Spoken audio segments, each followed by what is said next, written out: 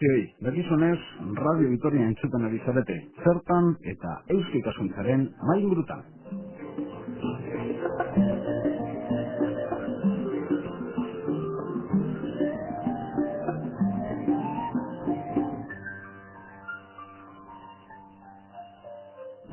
Gaurkoan Bernardo Atzaga dugu oinarri. Eusko ikaskuntzak Euskadiko Okutzarekin batera berak egindako lana eta ibilbidea saritu ditu. Eusko ikaskuntza kaja laboral saria emanez. Hori dela eta aitzaki edarra dugu Bernardo Atzaga idazleaz mintzatzeko. Besterik gabe, az gaitezen aurkezpenekin. Nire eskuman dago Xavier Etxaniz Erle. Xavier jaiozan Oñatin, Euskal Filologian lizentziatua, Gasteizko irakasle eskolako irakaslea, psikodidaktikan doktorea, haur eta gazte literaturan eskola katedraduna, eta hainbat libururen egilea, haur eta gazte literaturakoak eta gai horri buruzkoa. Xavier Etxaniz, gabon? Bai, gabon. Oñatiar gaztiztartua? Bai, ni txikitan etorri zen Gasteizta. Oñatin esaten dute Gasteizkoa naizela, edo Gasteiztarra naizela. Ez azteko hango sustraiak, baina bai. Oso gutxitan joaten izerretik, beraz, hemengoan ez. Gurekin ere dugu Enrique Kenner Borraz, Euskal Filologian katedraduna eta Euskaltzaindiaren buru ordea. Enrique, gabon. Baita zuri ere. Zertan ari zara orain, ze lanetan, ze gauzetan, ze ikerketekin? Egia esan gauza eskutan eta gauzak izan. Zaterako horrela daramat talde batekin Gasteizko leku izen guztien bilduma egiten eta erakatzen eta lehenbiziko automoa nahi dugu atera ez egian aurten, baina udaberri aldean ez lehenbiziko liburukiak aldean. Eta gero bestalde artikuluak euskal iztegi bat, eta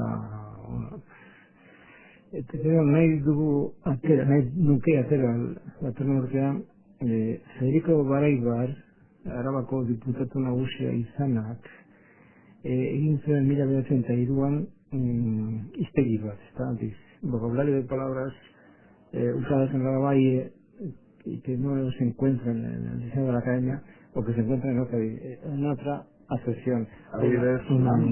Landa, gallur, oida, agruda, estoilarri eta bat. Baina, gizonak utzitzen bigarren edizio bat, eta hori argitaratu gabe gelditu zen, orduan, egin dut, benetan, lanzari izan da, eta erdi prestatu dutak bigarren edizio. Arabarrok, ez dutzen dugu gure historia? Ez. Pena da, baina, eta orduan, zoreterrez, eskuntza sistemak ez du hori erabat konfondu. Eta Euskal Herriak ez dutzen du Bernardo Atzaga? Nerri bat handi batean, bai, gero eta gehiago, hortan, Xavier izan izek, eta mejor zablatirik izango dute, behitzen ni ez bai naiz literatur ikaslea, uste dut jendeak gero eta gehiago irakurtzen duela, eta gero eta hobekiago ezagutzen noski basobreta. Eta bukatzeko dugu telefonoz Marijo Olaziregi Alustiza. Fakultatean ematen ditu klasiak eta Atzagari buruz hainbat artikulu eta liburu idatzi ditu. Marijo, gabon? Gabon. Badakit garrantzitsuena eta horrelakoak izatea ez dela makala, baina Euskal Herriak izan duen idazlerik garrantzitsuena Bernardo Atzaga dugu? Ezagunena, segurazki irakurriena, itzuliena, garrantzitsuenetako bat duda iztiri gabe, ozean ez daukat ez nik eta asko bintzat dudarik ez daukago. Zorionez, idazle handiak izan ditugu, zoritzarrez ez dira hainbeste ezagutzera eman, Bernardo izango litzateke salbuespen garrantzitsuenetakoa, gaur egun, segurazki, baina Bernardorekin batera ezin ditugu beste batzuk ere ahaztu, eta azken batean literatura ez baita gizabanakoekin bakarrik egiten, hau da idazle apurrekin, baizik taldeak, tradizioak, ariak, eteten ez den ari horrek du garrantzia. Bernardoren aurretik izan dira, eta ondoren ere izango dira, Eta, bueno, ba, hori da, zorionez, literatura, ez da? Literaturaren esparru zabala. Esaten zuen Enrikek, bere ustetan gero eta gehiago irakurtzen dela, horrela da? Ai, ez dakit, erantzun nahiko nizuke baietz, ez? Baina nik uste dut, susmoa dut, hain zuzen, ez dekabe izala irakurketa kontuetan, hain txukun azken aldi honetan, liburutegietako langileek eta esaten dute ohiturak eta maileguak apur bat jetxi ere egin direla azken aldi honetan. Editoreekin hitz egiten baduzu horiek ere kexu dira, bueno, beti behinetan dira kexu, segurazki arrazoiz. Orduan, ez nuke esango ere jetxi danik irakurketa oitxura. Orain, nahi genukeen adina igo ez, hori da segurazki tamagarriena, ez da? Elebitasun dekretuaren ostean, agian espero genuen izugarrizko igoera izango zuela, jendea benetan irakurtzaletatuko zela euskeraz, ez da? Eta ez dira gazte elebitu horiek euskal literatura konsumitzaile bihurtu, guk nahi genuen mailan behintzat, ez da? Hori bai, Durangoko azokan gero eta jende gehiago. Bai, bueno, eta hori ez da berri zarra, eta laizter da Durango, eta ala jarrai bezala, ez da? Baina, asteburuan behin, edo urtean behin. Bai, eta benetan faltatu ezkigu datuak, hori da gure artean tamalgarriena. Hau da, benetako salmentak, ara urbiltzen den jendearen profila zein den, zergatik eta hori dena. Orain, sintoma ona da, eta erabate guztiz beharrezkoa, olako azoka bat. Hortan dudarik ez daukagu, urtean zehar saltzen ez dira nahin liburu bertan, mugitzen direlako, ez da? Baina horrek ere badu beste alderdi ahul eta txarra, euskal liburu gintza Durangora begira dagola, eta Durangon oso titulu konkretu batzuk saltzen direla eta beste asko itzalean geratu. Atzagaz du horrelakorik behar, ez da Durangori begira.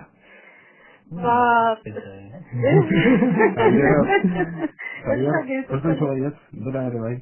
Ez, uste novela bat daukala bukatzear, edo bukatzekotan, eta niko garatzen duen, berazken libura Durangorako izaten nahi izan zuen, baina ateratzen abenduaren 29an, eta bueno, ia Durangoko bat izan zen liburu horrek bakarri. Ez da, Bernardo da, argitaletxeak dira Durango begira goten dienak, ez da baina gehiago. Marijo, zer esango zenioke Bernardo Atzaga irakurri ez duenari? Bueno, Legaltzen du. Galtzen du literatura gona. Hori lehenengo eta behin. Eta idazle gutxi daukate gurean Bernardo orain eman dioten saria merezi badu, beste gauza askoren artean merezi du, egile autore irakurria dalako, benetan. Hau da, eta hori nik uste dut idazle batentzat dela pagotxa edo saririk handiena. Hau da, irakurle andana handi, izatea azetik, ez da irakurle mordo handia. Ez badu Bernardoren obra ezagutzen, nik irakurle bati esango nioke animatzeko, saiatzeko, aukera zabala daukala, eleberri ez gain, hortxe daukala bakoak, gazte literatura maite badu behi euskaldun baten memoriak, poesia, zalea bada, poema zanibridos, antzeslanak, aitzakia gutxi daukala, bintzat, ez animatzeko, Eta baserritarrentzako, gaztentzako, etzeko andreentzako, enpresa gizonentzako, guztientzako, gomendioa? Bai, irakurleentzako. Irakurleak beti izaten dira anitzak, harinez, ikasketez, zaletasunez, bakoitzak bilatu behar du bere liburu kutxuna, bere zaletasunetatik urbil dagona, hau da, ez dakit, poesia gutxi irakurtzen baduzu eta ez bazara oso zalea, agian etxara Etiopiarekin hasiko, agian hobeto poema zanibridosekin edo izbun liburu batekin. Baina bai, zergatik ez, hau da, aitzakia, kalitateari dagokion aitzakiarik ez dauka, nik kanpora joaten aizenean, hola, txarra zitzaldiak eta egotik ezkaiten batea, beti esaten diet, aizue, literatura maite baduzue, hemen daukazue, bat gehiago ez da, eskaintza bat gehiago, ez dago besterik. Enrique, artikulu bat egin behar baduzu Bernardo Atxagari buruz, ze izenburu, ze titulu jarriko zenioke? Irakide eskolatua eta irakurle porrokatua. Zeren gauza batek harritu ez, baina benetan atentzio zera deitu dit Atxagaran, eta da duen literatura kultura. Hau, ez da oso ekoki esan da, baina asko irakurtzen duen gizona da, Euskal Herriko eta kanpoko literatura izugarri ongi ezagutzen du, eta orduan Euskal Herriko esaten dudanean, hor duzu auspoa bilduma, eta auspoa da, literatura esaten dela, baina ezagutu beharrekoa, zenbaitek mesprezatua bide bat ez, baina ikaragarria da, Aita Zabalak egin digu mesede ikaragarria. Eta gero bestalde, beti dira, Aita Zabala aipatu dut, baina Aita Zabalak atera ditu neskeroia memoriaz de literatura popular, hau da, erderazko bizipenak eta kontaerak jende askorenak Espainia guztikoak, eta hori ere, irakurri du gure Atxagar, eta bide batez esan behar dut, ari esker, jakin duen, hori ere bazela, eta geroztik, nik liburu hiekoro erosi ditut. Baina gero, Atxagarekin hitz egiten bali mazu, edo irakurtzen bali mazu, ez dakit, Flaubert ezagutzen du, ez dakit, Masterson ura, lotxagabe ura, alegia Ozeanen poema falsuak, eta argitaratu zituena. Beraz, eta gero filosofia, ez ahaztu behar filosofia ikasle ere izan dela. Beraz, kultura du ikaragarria, literatur kultura esan dezagun ikaragarria. Javier, zeuk 41 urte dituzu? Bai. Berak 10 urte gehiago, harritu nau, datuak, ez nuen pensatzen, 50 urte pasatxo, ditula Bernardo Atxaga. Badu adin aproposik datu batek? 51 ustelean egin da. Adin idura zertarako? Aproposik. Bai, nik uste idazle honak 70 gora, azten diela. Gora. Beraz, Atxaga horrein dikote iritsi. Ez dago adinek egin da, Euskal Herrian oso gauza bitxia gertatzen dela. Idateak oso gazteak dira, oso gazte argitaratzen diela gauzak, ez? Eta nik uste dut, denbora behar diela gauzak ondo egiteko. Berratzen hemen izugarrizko gozea egon dela, edo garria, ez dakit zer egon dela, eta ardan atela den guzti irentzi dugula, ez? Baina nik uste dut, benetan gauzak ondo egiteko denbora behar dela, espalina zara portento bat, eta espalina zara olako aparteko persona bat, baina nik uste dut, Atxaga nik uste dut, laizter hasiko dela ez dakit, Atxaga edo iratu, hasiko den bat edo bezakito den obra onak egiten. Oina ez egin dakoak eta txarrak izan, baina nik uste dut, adinari begira, nik uste dut, orain dik oso gazteak diela. Gure puntako idazle guztiak, orain dauden, Ramos eza Vitoria, kuadrilla hau dena, oso gazteak dira. Portentoa, ezoten zen, lana, Bernardo Atxagaren kasuan, portentoa, lana, gauza biak? Bitu, ni lehen Enrique izaten zenean izen buruarena, ni interesan izaidan Atxaga da persona, ez? Nik zorionez edo, zorionez, izateren zoritzarrez, zorionez. Azpalditik ezagutu eta behakin netitik barremanak oso ezberdinetaz, ez bakarrik literatura, ez baita egon argitarizko kontuak eta lakoraz. Ezagutzen duzuen guztiak, kasu honetan, gauzak eta esaten duzu ez? Eta bai, nik ikusten da, tipo majoa, ez nola zen, gizon hon bat zen, gizon hon bat da, nire ustez ez. Eta iritsi den lekura edo lortu dena, izugarrizko lana eginda. Eta askotan, nik uste dute, militantismoa, eta bitu askotan zaten dena, gauzak egin behar dira, goratzen dut R5 baten egiten zen, aurten 300 kapiko izaldi eman ditut. 300 kapiko izaldi, 360 egun daude, aste gurek entzema dituzu, egun batean 3 izaldi. Goizeko 10 egin non, arrazaldeko bostetan batean, eta bortzula bine pizka gehiago, bortzula bine. Tabernetara, jate maiziten. Eta nik uste dut, hori dela, eta horrela eginda, eta batez ere, txagara komunikadore aparta, ondo idazten du, baina itzaldi bat ematen duena jendea zoratu eta geratzen da, segundo hitz egiten du, eta segundo komunikatzen den jendearekin. Nik uste dut, lortu du horri esker, ez? Eta orain, lehen mikrofona piztu egin komentatzen genuen, isili dagoela gauzak egiten ari delako zera. Eta patxada behar du gauzak ondo egiteko, eta nik uste dut, egin duela, ordu pila bat, ezakite, ere gureak ordu pilago dozkan, edo ez dakit nola egiten duen, nik ere gizan ikusi izan dut, batzutan gaupazo eginda, urrengo gunean gauza bat egiten, eta ez dut azpirik izango egiteko.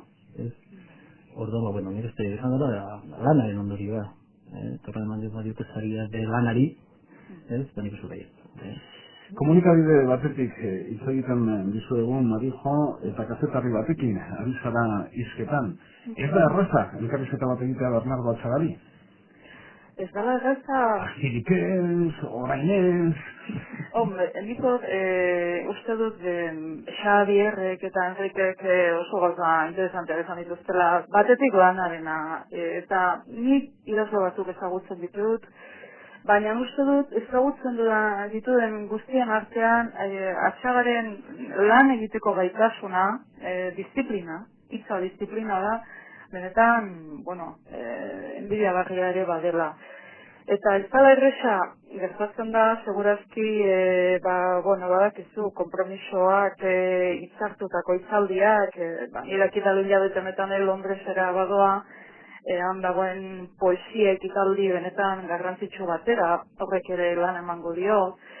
Ez eta bera irakurzale amorratua dela, esaten dute idazle orokara izan behar duela, baina Atxagarena benetan hitz egin dezakezu edo zertaz eta beti dauka aipu bat, erreferentzia bat, ez dakit oso. Ez dut uste bereziki zaila danik berarekin elkarrizketa bat lortzea, ez dakit? Zerbait Marijo badauka. Normalean hitz egiten da lagunei buruz izan direnean, eta orduan esaten dugu. Ez dakin hori buruz hitzen dugu mainguru hontan. Kasu honetan, bizirik, erabat bizirik dagoen lagun bati buruz ari gara, Bernardo Atxagari buruz. Bai, abe izan da bila. Normalean, menaldiak edo horrelako mainguruak egiten dira, badakizu. Bai. Bai, baina, nik uste dut aitzakia baldin bada lana, egindako lana saritzea, eta literatura baldin dugu azke batean hitz egiteko gaia ez da, merezitako saria dela, eta egia esan, daramatzan urte guztietan idazten, Bernardok oso obra zabala egin du, hau da, asko, benetan argitaratu du, hau literaturan 30 liburutik gora, helduenean, ezingo nizkizuke orain esan burutzen badiran, baina nahiko obra garrantzitsua da, eta baina hori bakarrik ez. Nik uste dut literaturarekin daukan konpromisoa, eta hori da hitza, islatu dela hainbat generotan, euskal literaturan egin duen ekarpenean, ez da, hau da, poesia garaikideaz hitz egin beharko bagenu, Etiopia aipatu beharko genuke Atxagarena, ipuingintza garaikidea, ubauakoak dudari gabe, aurta gazte literaturan ere, beste Maria Solanda handuekin batera, etxanisek esan zuen bezala, txukaran berri, antzerki gintzan, 70ko hamarkadan egin zituen antzerki hauangoak biztak. Orduan, nik uste dut olakotan merezitako ez dakit, omealdia direla hauek ez da, esango diazu ez dakit. Xabier, esaten zenun mikrofonak ireki baina den, resonantzia kutxarena. Guztiok ulertzeko, zer den resonantzia kutxarena? Resonantzia kutxarena da, programa hau Gastiz Gratian izan beharrean, izango balitz Radio Nazionalen, partido Real Madrid eta Barcelonako partidu baten tambien bitartean, segurazki asko zendegia gukentzen duzula. Ez resonantzia kutxarena goizitu nuke. Hau da, zuk esaten duzuna, noraino edo hel daiteken. Zuk ikusak munduko arrazoi guztia. Imaginatu persona bat dagoela Euskal Herrian, konpon dezakena gure egoera soziopolitiko, kulturala, nahi baduzu. Demagun, ez? Baina, inork ez paliokaturik egiten, akabo. Eta kontua da gure kultur jendeak ez durako resonantzia kutxa izan, edo oso txikia denela. Gure resonantzia kutxa behar bada, ez dakit, Laguardian bukatzen zen, ez? Horran iristen zen bakarrik eta eta ez dut, atxagarekin lortu zen garai batean izan zen hori ateratzea. Garai batean, horren ez? Ez, lortu zen hori, eta horrein ja badaude kutxa gehiago, kanpoan ere entzun daitezkenak, ez? Baina, nik ez dut hori, atxagak zabaldu du euskal kultura leku askotan. Baina esan du me dijo, hileotan den Londresa duela, nik goratzen dut, lehen Pariseko unibertsitatean eman zuen hitzaldi bat, por cierto, bera jarri zuen dirua hitzaldi emateko, pagatzen zituen egin zituen gastuak kurritu ere, eta oran bera ara joan zen euskal kulturaren berri ematen. Oran berak lortu zen momentu horretan zen, hemendik kanpo ateratzea, eta gero gauza guztitaz, ja atxarra segunda zain ezkero, galdetzen zuten gauza guztitaz. Oran alde horretatik, nik uste dute resonantzia kutxa lortu zen, resonantzia kutxa zabaltzea. Horren dira txikia daukagu, Hori esan behar dizun, horretan egon naiz lebantzen, eta nik ez dut resonantzia kutxarena ikusi, Bernardo Atxagarrena, esan nahi dut. Baina, Bernardo Atxaga momentu enten bere kutxa erdi itxiote batzuek, eta beste batzu, eta bera parte bera ere itxira. Baina, gero da, momentu honetan, Patxi Dubi Jarretak, Iban Zalduak eta loko jendeak idazten artikuloak, dela Parisen publikatzen dute, Estatu Espainolean. Hori, orain dela 10 urte izunezkoa zen. Hori, lehen galditu zure, portuzkatiz. Nortu zaretu zuek euskal idazleak, ina bada euskal idazleik. Horan nik esot, berak resonantzia kutxa hori dizuna, eta baita ere euskal literaturarena, euskal kulturarena. Ikusatzen bakarrik kultura orokorrean edo gizarte kontutan. Berak irekizun ogoakoak zaria lortu zuenen, irekizun bide bat, eta bide hortatik joan dira beste idazle asko. Orain Zaizar Vitoriak publikatzen duen novela bat, orain Durangorako daka novela bat, segurazki novela hori datorren urtean publikatuko agartziloan zinako problemarik gabe. Zergatik bide bat egin adagolako. Nik hortik ez dut, eta bere lana hori izan dela, idazle batzuk bultzatzea, bai Euskal Herri barruan, nigo bat egoten gazitzen behin izaldi bat eman zuenean, Pako Aristiz egon publikaren artean, badago persona bat oso gauza interesgarriak idazten dituena. Eta bukaeran joan zen Pako zen, pensatzen den, daukan novela ardi egin daukan novela, pensatzen den baskertzea, baina non dizkia zen animoekin bukatuko dut. Hori zen Pako Aristinen lehenengo libura. Lehenengo novela. Atxaga, jesuzan zegoela? Kulturetxean zegoen, eta ban emazion animo horrekin Pako Aristidaz izan da. Hori barruan, eta kanpora dago zabere egin duela, ez? Aldotak dintu zute, hori izan dela bere funtzizako bat, ez? Bai, munduan esaten da, no esan que, dago konzeptu bat homologable, eta munduan edo bakara edo ezara, edo alteratzen dituzu zientzian eta literaturan gaza, altxarpena jasotzen dutenak, edo ez, literaturaren alorrean egia da, Xabierrek izan duela egian bia da, neurri handi batean, ez bakarren noski, baina, Bernardo Atxagarrek bultzaturik, beste zenbait idazleek, erakutsi dute, burua, eta txalotuak dira. Nahiz eta gauza benetan, batzutan, bitxia gertatu. Bernardo Atxagarrek esan zian behen eta arrazioa du. Frantzesek ez dutela sekula esaten, euskaraz daudela, idatziak liburu eta ipuin horiek. Ez dute maite, ez dute aitortu nahi, euskaraz idatzia daudela, da zen pasoa, La Sorbona da Atxaga, eta orain hitzaldian jartzen du batean parrafo bat euskaraz. Nik esaten duen, herrian esaten dugun bezala, eta erran, eta orain ja guztia geratzen horrela, eta hori non bada, Euskal Herrikoa. Txeparena berriz ere betetzen da, eta euskara igan da bere goien gradura, eta plazara, eta mundu hau zela da, eta ezakit batutan ez baduzu idazten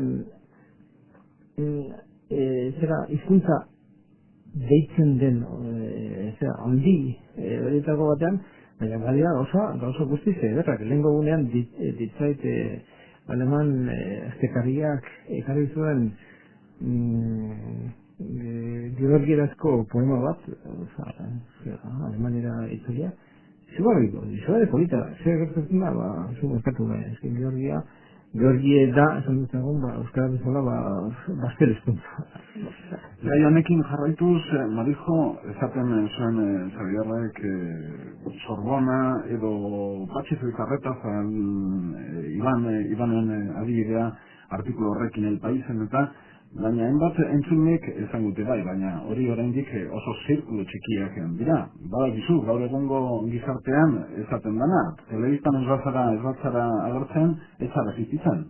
Hombre, duda iztire gabe, eta orain aipatu duna adibidez horretek merkatu frantsesa nola kostatzen zaion euskal idazle bat onartzea, hor daukazu adibide argi bat literaturaren merkatuan momentu honetan ze irizpidek agintzen duten. Hau da, noski, danak ez gaude maila berean, danak ez dugu aukera berdin, ez ditugu aukera berak, eta gerta daiteke Atxagari gertatu zaion bezala, Obabakoak adibidez, momentu honetan 25 hizkuntzatan dago ez da, eta zer desberdinak izan daitezkeen harrerak edo euskarazko testu bat onartzeko modua, Inglaterran, Alemanian, eta Alemaniako kasua honetan ona da, edo Frantzian, ez da. Orduan, argi dago, historia hauetan guztietan, oraindik euskal kasuan asko daukagula egiteko, asko. Eta, zure ustez argi dela eta erantzun ezberdin horiek segun eta lekua?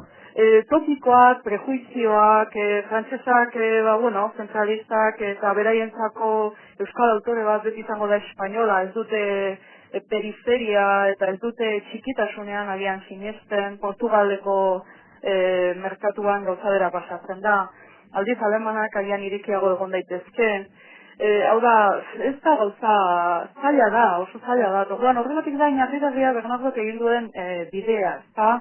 Hau da, eta hau ere esan behar da, euskal instituzio politikoen diru laguntzarik gabe apenas, zen ni dakidala itzupen bakarra subentzionatu zaio Bernardoren obra bati, izan zen Polonierara itzultzeko Obabakoak, zati bat itzultzeko, beste guztia, egileak egin duen bidea izan da, hau da, eta eman da zabalzazu, ez da, eta, azken urteotan saiatzen ari gara, pixka bat gure literaturaren berri ematen, eta badago orain proiektu bat Renoko Unibertsitatean euskal literatura inglesera itzultzeko, tabar, baina hala ere nik uste dut oraindik oso txarra garela benetan gure literatura kanpoan saltzen. Hau da, gauza asko daukagula egiteko, beste hitzetan esateko.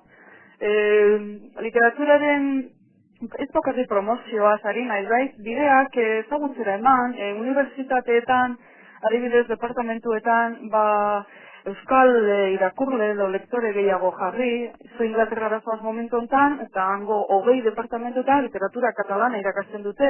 Orduan, idazle katalan bat dogara, eta esan beharrik ez dago, zelako azpiegitura daukan, bere lanak harrera hona eukidezan. Euskal kasuan, iaia bakarrik zoaz. Bakarrik zoaz, zadana dago egiteke. Orduan, Xabierrek aipatu zuen hitzaldi hori, Sorbonakoa, bai, Bernardori tokatu zaio, euskarari buruz hitz egitea, euskal literaturari buruz hitz egitea, eta hori, eta segurazki, hori beste batzuan lana edo izan beharko luke ere, asko dago oraindik egiteko. Marijo, berela agurtu behar zaitugu, beste zeregin batzuk dituzu eta, baina demagun politikariek bi astetan izilik daudela. Eta Bernardo Atxaga bezalako batek hitz egin dezakela. Zer esango luke? Segurazki esango luke bere literaturarekin esaten duen hori bera. Hau da, hitz egingo liguke, munduaz, gizakiok munduan daukagun lekuaz, euskal errealitateaz, hitz egingo liguke, benetan kezkatzen gaituen gaiez. Hau da, bere literatura irakurtzen baduzu, hori bertan ikusiko duzu zertaz hitz egiten da. Eta segurazki, bati baino gehiago hori belarritik tirako lioke, eta ez da sosegua, hau da, hitzak, segurazki beste sosegu bat ekarriko liguke, hitz egiatiagoak izango lirateke, segurazki, sinesgarriagoak. Nik uste literatu jendeak hitz egiten duenean, ondo hitz egiten badu, esan nahi dut, benetako literatura sari bagara oso barrutik hitz egiten duela, eta alde hortatik entzun egin behar zaiela irakurri. Aztan ez daukat dudarik ez da. Marijo Olazitegi, ni azker gurekin egoteatik. Eskerrak zuei eta bezarkada bat orko lagunei. Zalierri eta Rikeri. Bai. Ongi izan, Gardin, Gero arte. Agur. Zeuk ere, askotan aukera duzu Enrique Delarekin hitz egiteko, ez bakarrik literaturari buruz, bizitzari buruz, politikari buruz, hori ez da egia. Alegia, begira, nien beti iruditu zait, alegia gizon hauek behar dira baketan utzi. Hau da, Koldo Mitxelena gaztelien bizi zenean, zokerako nik atezainari ematen izkion gutunak edo mezuak eta mandazuak, baina oso gutxitan idaten nintzaion bere etxe bizitzera, salbu berak deitu. Nik idazten dizkiot gutunak gure etxega handiari, eta... Gusten dizkiozu batzarri? Edo bestela, posta konta, ez da, baina benetan ez da diterantzuten, eta normalean ez diterantzuten. Zein dugu, hobea. Hola dira, osak eta ez zen, Marijosek esan duen gauza bate egia da, Max Weberrek eskatzen zuen disiplina lanerako disiplina honek badu, eta pentsatzen du, behar duela pixka bat zurtzi alboan, behin barandiran handiak esaten zuena, beste bat ez dut izango nortaz ari zen, baina izan zuen tertulia batean. Ese tiene demasiada vida social. Irakasle bat zen, ese tiene demasiada vida social. Zer esena ez zuen, ez zientziak eta literaturak ere noski, eskatzen duela disiplina bat, ez izan ere jarraian eta goiz osoak aprobetzatzea, etenik gutxi eta askotan gure lanean betetzen da nik Brunaren printzipioa deitzen dudana. Bruna zen Arabako Diputazioan basagintza ingeniari, eta ark zeukan oso esaldi polita eta esaten zuen askotan no he hecho nada porque he tenido mucho trabajo. Eta benetan guri askotan gertatzen lanatze baina gero horriak nik zer egin dut. Orduan, benetan eta zinetan etekina lortzeko zure lanean egin dut. Ez duen ere aziak itzi desagertu. Eta desagertu. Atzo egon nintzen Barcelonan Ángel González poetarekin eta zinean Alacanten bizi zen herrixka batean. Egin dute errepide bat, eta etxez aldatu dugu. Orain badoa are herrixka txikiago batera. Horrek txikia egiteko. Horreki. Dena den, Bernardo Atzagaren kasuan, orain dela ez dakit urte batzuk, askotan ikusten genuen telebistan, ez bakarrik literaturari buruz hitz egiten, beste asuntiei buruz, ez dakit Bernardo Atzagaren burutik edo buruan gauzak momentu batean aldatu baziren. Zuek Delarekin hitz egiteko aukera duzue, aztertu egin du bide hori hainbeste hitz egitea edo alde batean hitz du? Nik lehen esan duzunean hori politikariak bihazte hitz egin gabe, hilko liatek laganak, ez duten aguantatuko bihazte hitz egin gabe. Nik uste dut... Gizarteak hitz egiteko, edo gizarte zibil hori ezaten dena? Jendeak ez daukala indez esateko. Eta nik uste dut Atzagari ari baten tokatu zegoela hitz egitea gauza guztietan. Euskaraz, euskaldun eskubideaz, euskal herriaz, literaturaz, eta periografik bai. Eta hori zen bera lana? Bere lana zen liburak egitea. Bera idazle bat zen, edo idazle bat da. Idazlean ditugar nagusia, eta Nik ez dut gero bizimodu ere aldatu duela. Gaztizen zioen, joan zen herri txiki batera, lasitasun bila, pizkata baztertu da, eta horren berak egin den aukera, izan dela hori, nik disiplina behar dut, lana egiteko, eta horren iristen zaizkion, egun eskaintzatik bi edo erantzuten ditu. Zaitzuk, bere ustez behar da, bere ustez behar da, bere irandu dira funtzioke, nolabait euskal kulturaren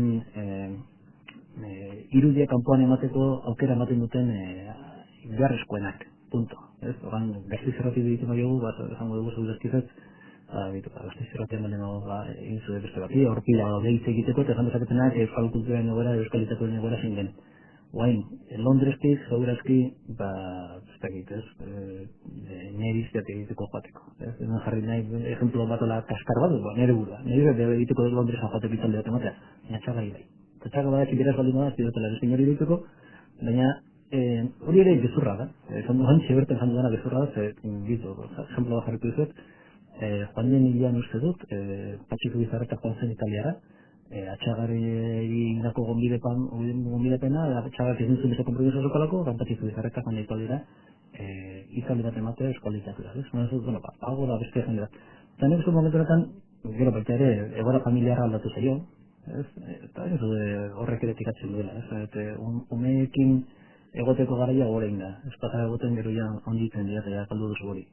Eta gauzako, ezberdinak naztu dira, bata idazleko ofizioa, bezaldetik da, gero eta kutsa gehiago daudela, resonantzia kutsa gehiago daudela, eta hirugarrena da familia kontua. Nik ez dut hirurien kombinaketa bat izan, ez da bapata izan dela, ez dut politika zitzegin nahi, ez dut bestea, bera orain beste kompromiso batutan ezartu da, argitaletxe baten ari da kolaboratzen sozio moduan, talako gozak, beste esparro batzutan ari da, ni bezaluten dut hori.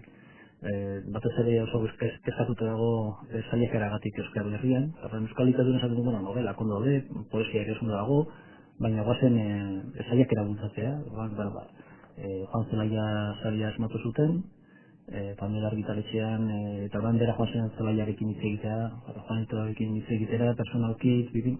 Baina ez dut, gauzak egiten egitera bibol esi dago, ez diain nabarmenak ez. Non bezala jarretzen dut ez dut. Enrique, beharrezkoa da ere zerbait ezatia zariari buruz. Ez ikaskuntza kaja laboral zaria. Zer da bat, zer da zari hori? Bueno, hemen ez dut da, eta papera daukate begin aurrean da giza, kultura, arteak eta gizarte zientzien ikaskuntza euskari kultura zaria. Bueno, zari buruz berro da gure ditziak ez datoz bat, eta nik esan behar dut beldur pizkat ere die dala, eta nire matematiatek zonzongi eta gombidatu gezuzet bereak eta baina itartzen dugu, hombre, zarien ugalkeriari diot nik beldurra, baina aitortzak behar dira mundu horretan, hau da, gizon batek egiten badu ongi bere lana, bere alorrean, aitortza ongi da. Eta batzutan, askotan euskaldunek falta duten zuzen hori, da, konfiantza bere herria, bere hizkuntzan, eta da, hori gizarteak horrela funtzionatzen du, ez da? Ongi dituzet. Eta gainera, 50 urtekin ematea eta ez hilda gero. Normalean egiten den, eta ese tipo bajoa zen, baina, hori izaten dugu tipo bajoa zara, esaten dugu bizirik, urte asko dozkana horendik aurrean, eta gauzak egiteko eta animoak emateko lanera. Aldordatik nosotros ondo dagoela zariago konkretuki horrela eta horrela ematea. Esaten dugun bezala, Bernardo Atzagak, euskal ikaskuntza kaja laboral zaria jaso du azte honetan, bere egunean Julio Caro Baroja jaso zuen bezala, edo Luis Villazante, Eduardo Chillida, eta aurtengoan Bernardo Atzaga. Lehen egunean, orain dela bizpariru egun, hemen Radio Vitorian unibertsitateari buruzko erratzaio bat egin genuen. Unibertsitatea, Gasteiz hiria, gaur egungo gazteak, dagoen giro baldin badago unibertsitateko giroa hirian, eta mai gainean atera genuen ondorioa, edo ia elkarrizketatu guztiek esaten zutena, zan jakintzarako ez dala garaiona hau. Enrique, hau edo ez? Noiz izan da jakintzarako garaiona. Beti jakintzak, literaturak eta beti ezagutu ditu, beti edo askotan gutxinez,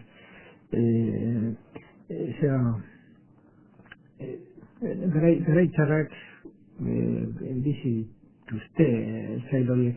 Horrein, zer gertatzen da Euskal Herrian eta Gasteizen, haizu, gertatu baina, esaterako Urkullu Unibertsitatea berria da. Bihar, esaterako, bihar. Eta hori, Dangazi elkarteak esan zuen, onkai batean, hori taratzi zuen, bihorez, bihar Euskal Herriko berkatu lengua egunean. Iruan, Euskal Herriko Unibertsitateak bete zituen Oita urte. Beraz, gaztesko da, orain ere, gure unibertsitatea. Zoritxarrez, zenbait irakarri eta hain gazteak. Eta orduan, zu baldin mazoaz kanpura, eta baldin mazoaz Boloniara, zubaztetu baina. Unibertsitateak ditu, zazpiden urte. Badako hor, beraz, azpegitura oso urtetsua. Liburutegi erraldoiak. Eta hori, per la faute de nos ancêtres, Dibelek esaten zuen, hasi borkatu gure gurasoen untzikeriatik edo zera egin zizkiguten edo dizkiguten doiorkeriengatik, ez dugu iztaterik izan, eta ez karroiadez. Eta hori guztia behar dugu irabazi. Eta etorko da, noski giroa eta etorriko dira. Baina giroa laskargo etorriko ditateke ez duzela bortizkererik gabe eta hainbeste erreukererik gabe. Javier, ez da gaia Bernardo da ez da, baina bukatzearen gaude. Eta telebista, gau batean, literatur saio bat, ala Sorgina Laratza bezalako telebista saio bat, edo Kronikaz Marcianas. Ditu, nik kronikaz ez dut ikusten inez. Esan ez tapin egiten ikusetan bakarra atzerak egiten dit. Sorgina Laratza ere eta oso nire guztoka, miari para guztos los colores. Nik errespaten jero aukera guztiak, nik gauean goera joaten ez liburuak. Ekin, ez baldin manago nekatu egi. Tardan, libururik gabe. Baina literatura eta horrelakoak baztertuak daude bai. Bueno, baina, ditu, nik beti egin dut, ez dut esate zenen politikoak biaztik egin gabe. Nik egin monake, teledario guztiak kiroli gabe hilibete batez. Eta kirolari eskaintzen duten denboraren erdia, kulturari. Behar da beste goza izango litzatekin interesatzen da. Baina betiko da zirkulo itxi bat eta norbetik apurtu beharko nuke. Nik oso gabi zein daukan giltza, baina ez dute eragin nahi. Beti jendari gustatzen zaien eskera ematen diok, eta ematen diogun eskera jendari gustatzen zaio. Ez ditu. Jendeak eskatzen du? Baina zu jendari jartzen badiozu kultur programa hon bat hasieran izango dizutula, nahi gozela futbola. Baina programa hori hona dela ikusten badu 20. aldian, claro, lehenin kontzango du ez, a principios. Igual 20. aldian gero izango du bai. Igual, ez da hori ezki, bai, nizan den futbola eta hau ere bai. Ez, hori itxi behar da, eta azkenean ari gara, nik usaten den aukera ikaragarria zegoela, eta dagoela, gure herria oso txikia dela, eta horren esperimentak egiteko zerriak proposa dela. Literaturan egiten dira, esperimentuak eta horrela ateratzen dira, eta bezke ateratzen dira ez importa. Total diferentzia ez da ondia egia. Eta hemen egin ziteken, kulturaren aldeko apostu ondi bat. Nik uste hainbeste dixamela eta hainbeste frivoliadea egin beharrean telebistan eta kompetitu beharrean bezalako telebistekin, zergatik ez egin kulturaren aldeko eta nire lau aizetara bezalako programa zoragarria dira. Hori da, irudia, egin ezagun kultura beste erroa batzuta. Eta nik uste dut, Etxebarria egiten dugu maski politika. Baduka mabitan, ez? Bai. Horren ikuset iruetan ez dut jarri, baina, bueno, hori eta hori izan daudela egiten. Baina, aukera ematen dizutu egiteko, nola ez. Beste bide bat, azara partetik. Biasuso jauregian, gaur gurekin, erderaz, oikon, hori, atzaga, biasuso, jendez gainezka. Beste, gaur gurekin, Gerardo, Markuleta da, ezta? Gerardo Martuleta, Zaldua, Patxi Zubizarreta. 20 lagun. Hori betikoa eta. Mira, 20 lagun... Literatura gustatzen zaigu, edo gustatzen zaigu bakarrik atzara, zan nahi dut, hori da, futbola gustatzen zaigu, edo lagun mailako futbola. Bitu, ni joan den artean nintzen Santiago de Compostelan kongresu batean, hispano-luso, literatura infantil, eta nik esaten nien, bueno, euskaldun guztiak Zaragozan sartzen gara. Hori da gure neurria, Zaragoza irian sartzen gara euskaldun guztiak. Eta nintzen dena, edo, Madrigo bi hausotan.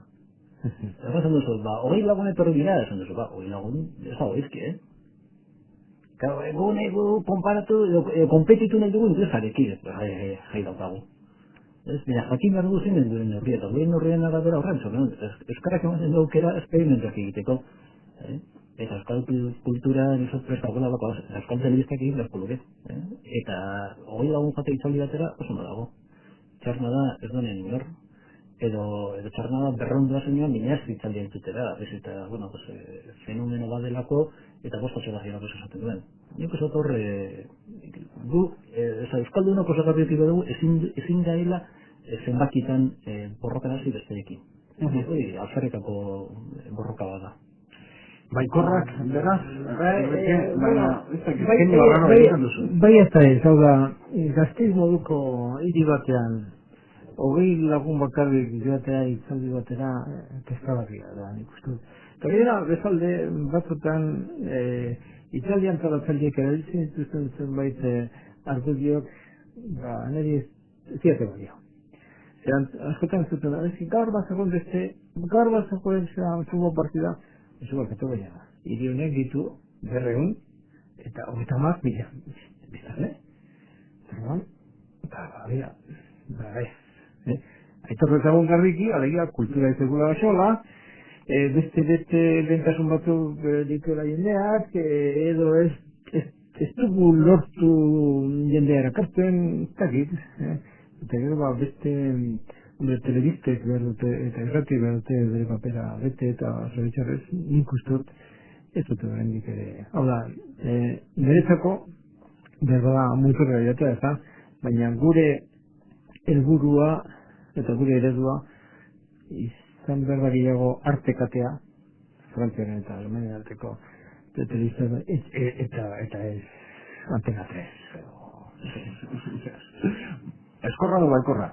Deportazionari begira. Egira, ni beti izan naiz optimismo profilaktikoaren alde. Hau da, beti izan naiz baikorra, jakinik, edo susmo izanik, nolakoa den eta nolakoa izango den mundua, eta nolakoa den, eta nolakoa izango den gizakia. Xavier, bukatzeko? Baikorra baina norritxo batean bakarrik. Daukagu neurrian, besterik ez. Ez da, baikorregi izan behar, hori jogan kolpe hartuko dugu bidela. Neurriak hartuz. Xavier, ezaniz, Enrique Kenner, biei, mila esker, eta horrendor arte. Eta zuei, entzulei badakizue. Datorren asteburuan hemen izango gara berriz. Nun eta Radio Vitorian Eusko Ikaskuntzaren mahai ingurutan. Aio!